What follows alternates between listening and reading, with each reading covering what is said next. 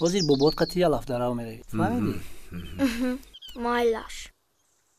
нағзака хур ки алафдаравда қувват шавад. Гир. Бобота ёрдам кун.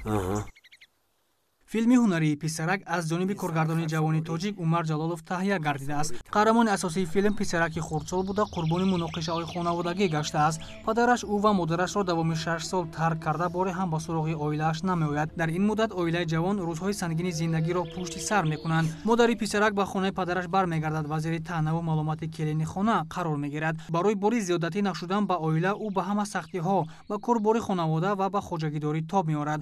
Аммо ӯ ба ин ҳама мушкилиҳои рӯзгор таҳаммулро пеша карда умеди худро ба зиндагӣ аз даст намедиҳад.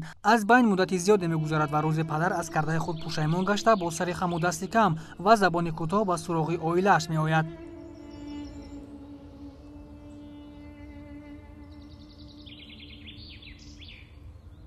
Юқубҷон, тағоя чӣ гуфт? Ба ман як сомонаро доду, гуфт ки ба мағоза раву. Ба худат ягон чихар, лекин то бегоҳ ба хона наю. Ва янqadро ғамаде.